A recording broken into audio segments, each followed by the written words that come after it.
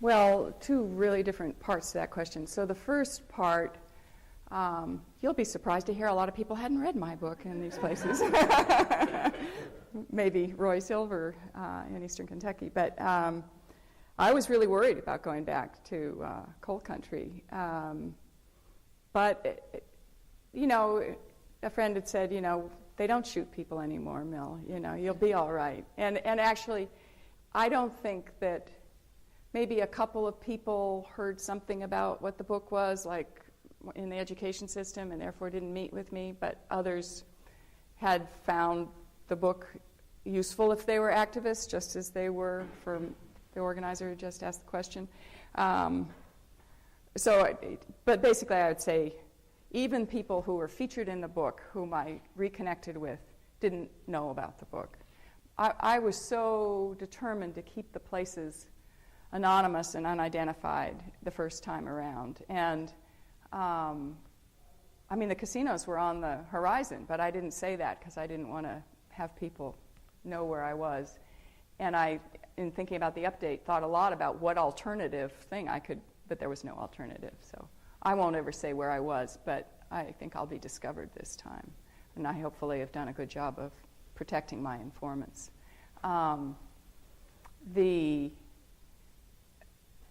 It was hard to find some of the people that I wanted to find from the first book, but and the update is more journalistic, frankly. My book is based on the interviews are data. There are hundreds of interviews with people across the spectrum in the community, so I'm very confident. And I had a lot of people in different states, but in Appalachia or different parts of the Delta say, I know you were in my place. I know who that doctor is. But, so a sociologist likes to hear the patterns are real.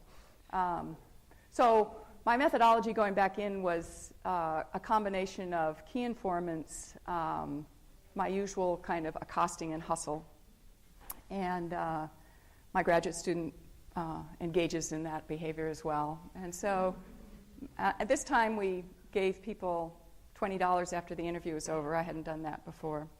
And I was interested that the IRB at my university now doesn't have you take this consent form. You just give them a number and sign. I don't know if you guys do that here, but there's good protections for people.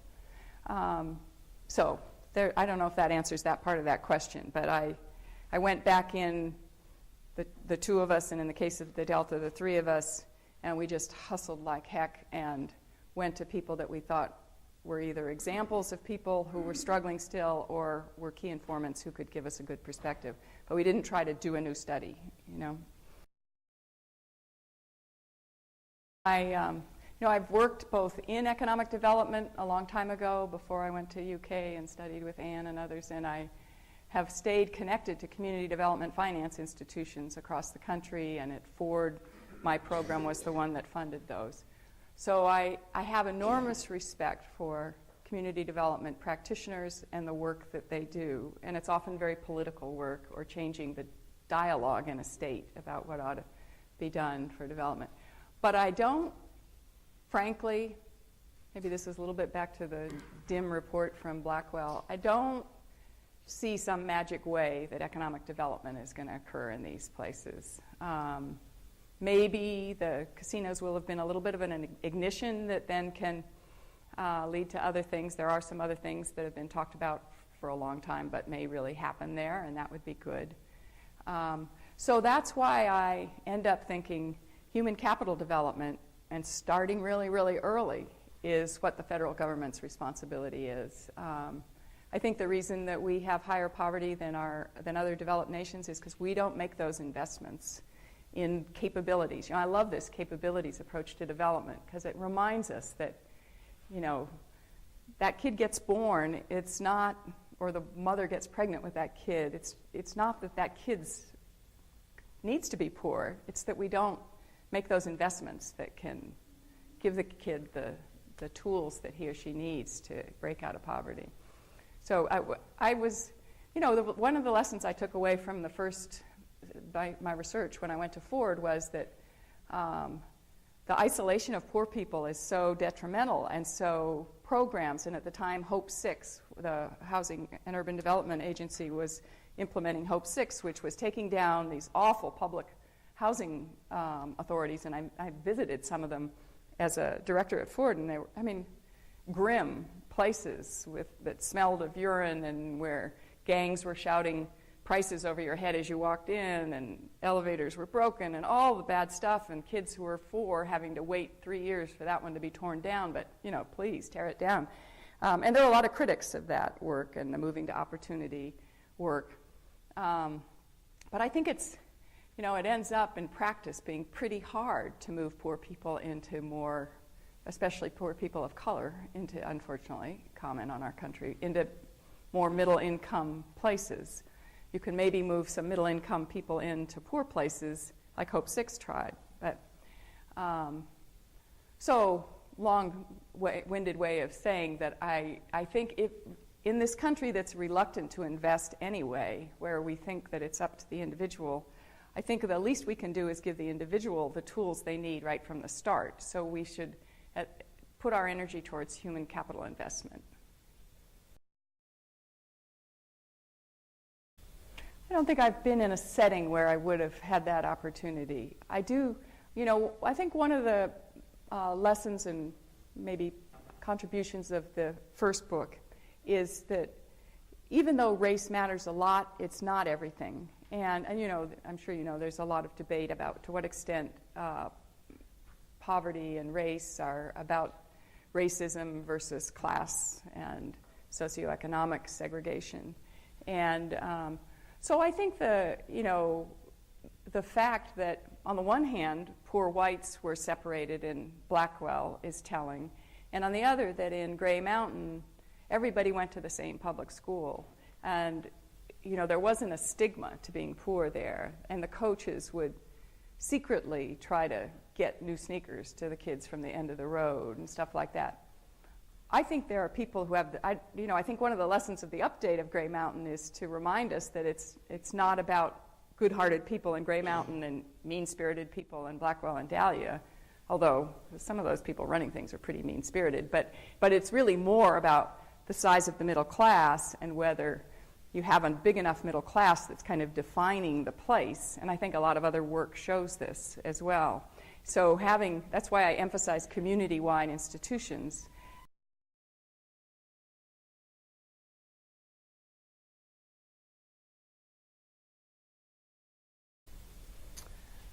Well, I don't know. I mean, I guess I think it won't be that different from what we see today, that's the bad scenario, that it won't be different and it should be different. But I do think, even though I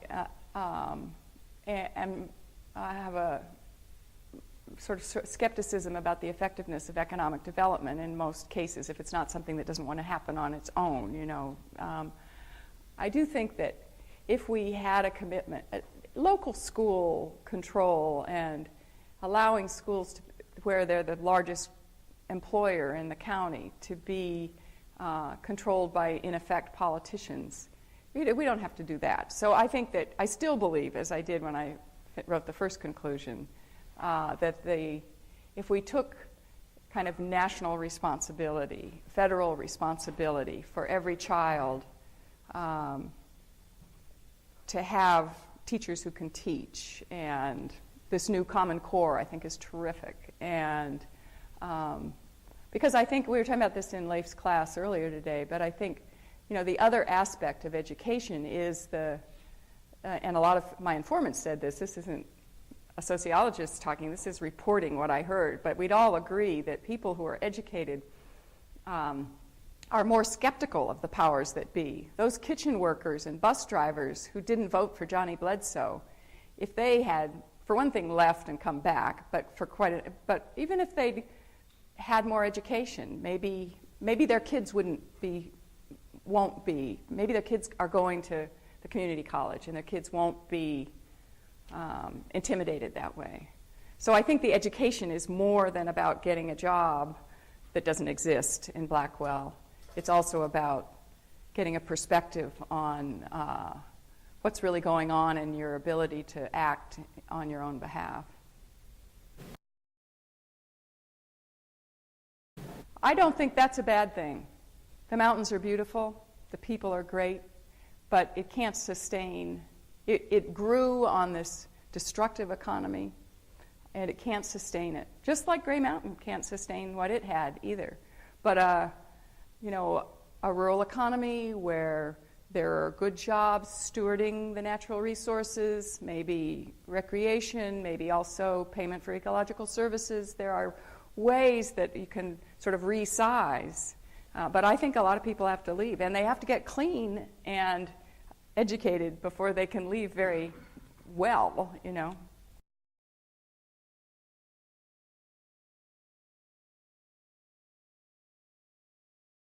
I didn't talk with any planters, but I talked with people very close to planters. And I think that two things. They're maintaining their control over the farms and the economic assets.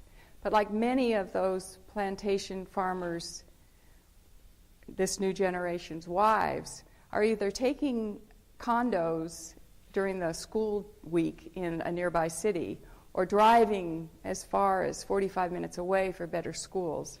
So because even the academy is not that great, and the academy is now integrated with some athletes, both boys and girls. But I think that they're kind of disinvesting in the community itself as they lose power, but they're not disinvesting in the economic benefit, assets that they have and benefit. Early on, there are some really wonderful long reporting stories in the Atlantic and other places about the coming of the casinos. And early on, the reporters and others thought that what was going to happen is the blacks were going to leave, and the whites were going to use the casino opportunity to kind of turn some of the plantation area into retiree villages and stuff, and hunting. Getaway hunting places, some of which has happened, not the retiree places so much. But there's also, as you probably know, a county nearby that turned down the opportunity to have the casinos, where there's a much larger middle class, where there's middle class housing available to African Americans as well as whites, where there's a much better public school system and healthcare system. So, and it's just, you know how close those places are.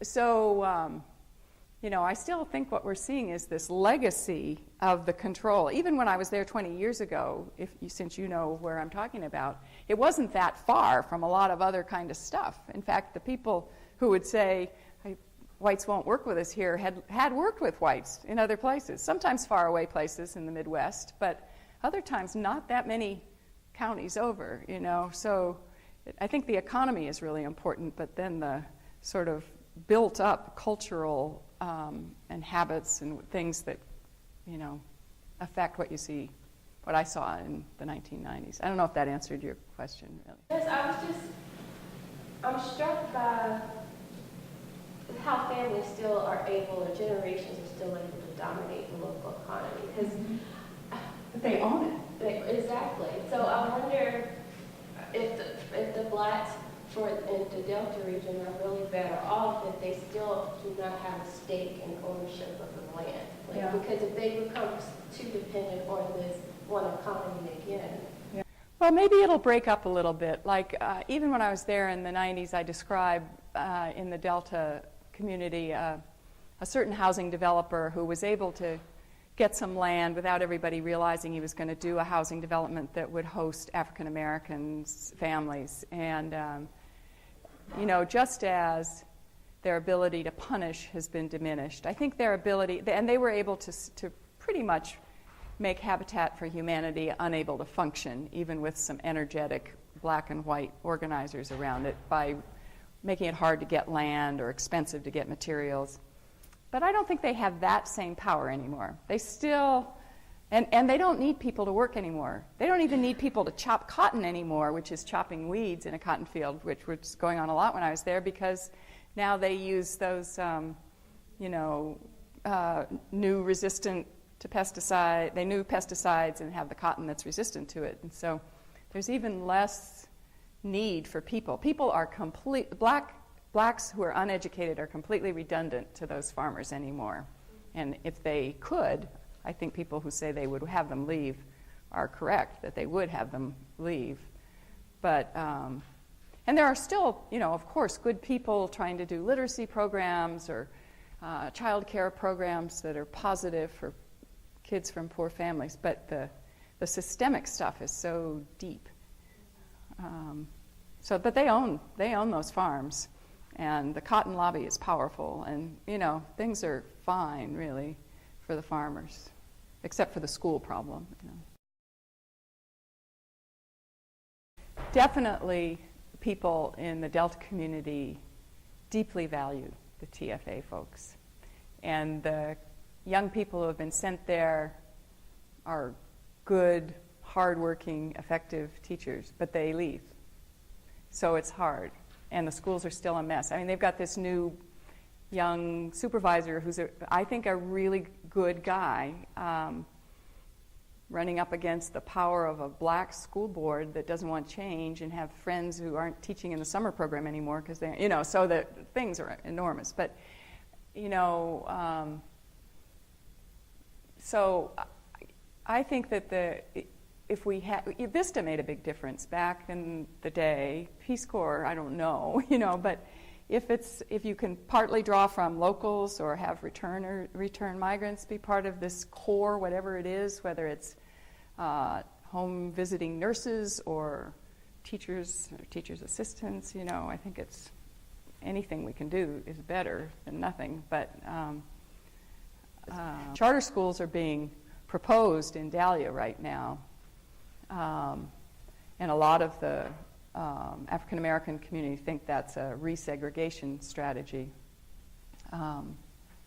Certainly would easily be by class. I wouldn't take any, say I have much better understanding really about than any of us do by just keeping track of how hunger policy has changed. Certainly it's true that parents rely on school breakfast and school lunch, and then they just need to use their SNAP dollars for dinner, which is a big help. So there's this reality of how tough things are and how dollars don't go far enough. I didn't specifically ask, so it came up in a few isolated cases, and I just did some work in North Carolina where it came up a lot, but I don't, I wouldn't be able to draw any even journalistic conclusions.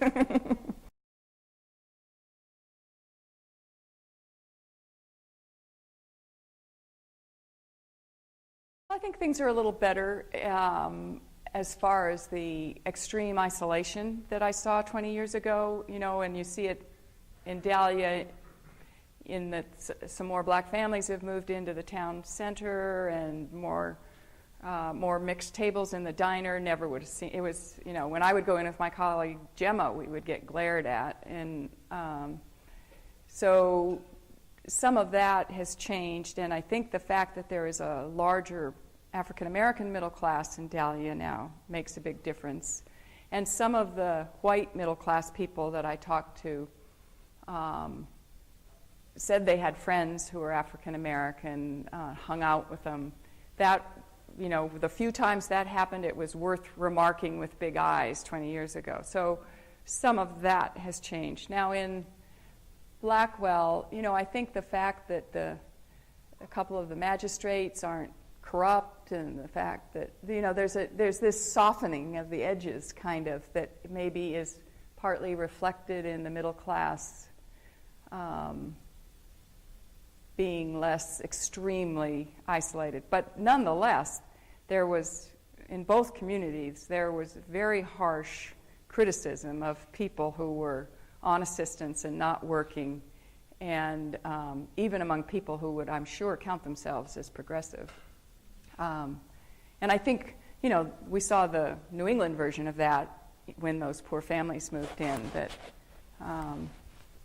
you don't stand in the grocery store or pick up your kid when there's a problem and say, oh boy, the structural problems here that go back to the early coal economy or the plantation days are, causing that family to be a mess, and therefore, you know. So, but I think part of it's always better to have a really strong line drawn, but I do think things have softened a little bit.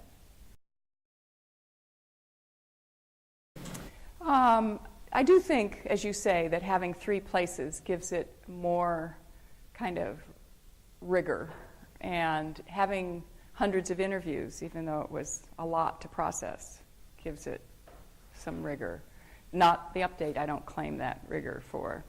I did, while I was at the Carsey Institute, start a survey of rural America, the Community and Environment Survey of Rural America. And we looked at those 4 types of communities that I outlined, and we looked at some of the communities that I have studied closely. And so I partly did that as a way to check up on, but it validated my qualitative work. I think it's validated by other people's work as well, and by other experience, but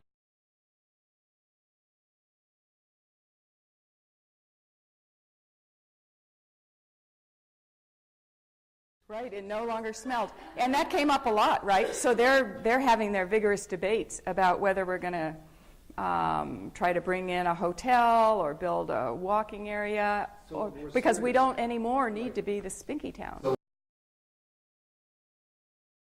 Yeah, that's right.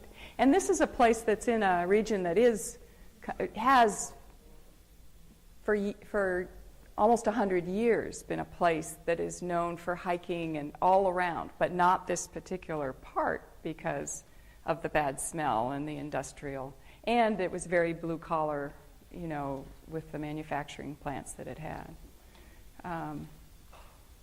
But yeah, no, as we were talking about in class,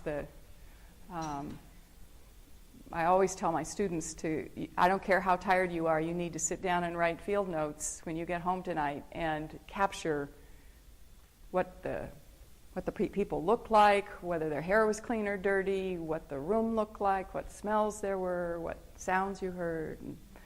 And I think when people go to write up a dissertation or a thesis, having that, whether or not they describe it, having that is an important part of describing what they're doing. Mm-hmm.